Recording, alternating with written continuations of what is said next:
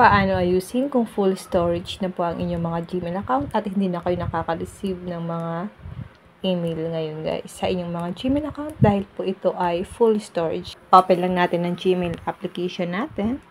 Then dito guys, kailangan po natin mag-delete ng mga email na hindi naman po guys importante. Halimbawa ito, long press lang natin, pwede po kayo mag-delete. Tap lang natin ang select all.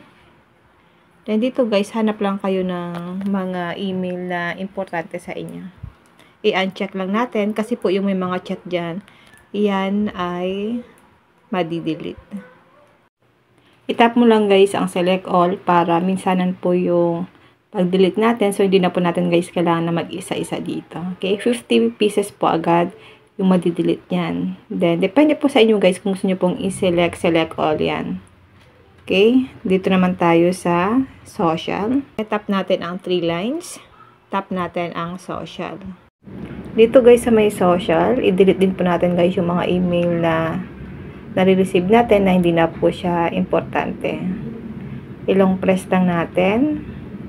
Hanap lang tayo guys ng isa. Then ilong press lang po natin. Then itap natin ang select all. Ayan. Ito po yung automatic na madi-delete.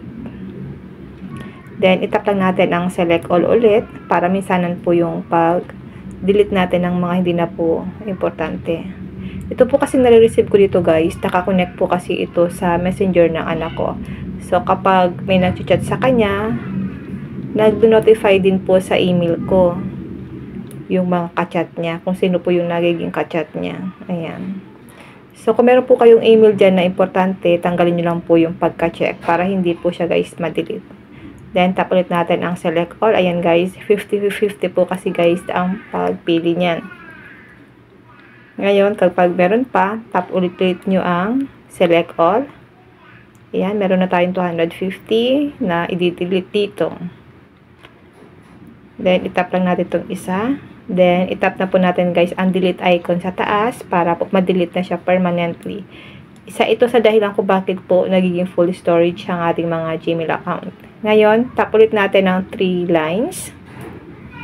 Kasi guys, hindi pa tapos yung pag-delete natin. Tap ulit natin dito ang trash. Meron po tayong 305 na dinelete kanina. Tap lang natin ang trash.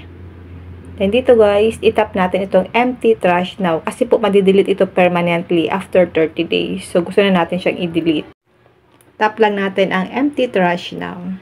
Para guys, ma-delete na siya permanently at hindi po fully storage ang ating mga Gmail. Tap empty. So yan guys, na-delete na po yung mga pinag-delete natin kanina.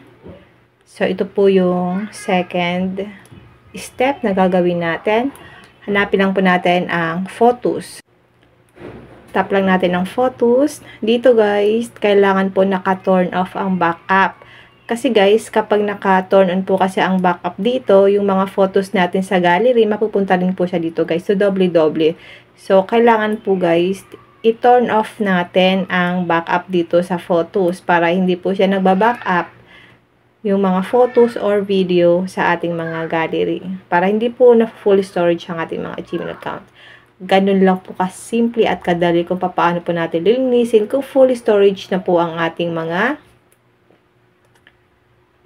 Gmail account. Yun lang guys, sana po may natutunan kayo sa aking video. Huwag niyo pong kalimutan na i-follow ako at i-share ang ating video para malaman din po ng iba kung paano po maglinis kung full storage na po ang ating mga Gmail account.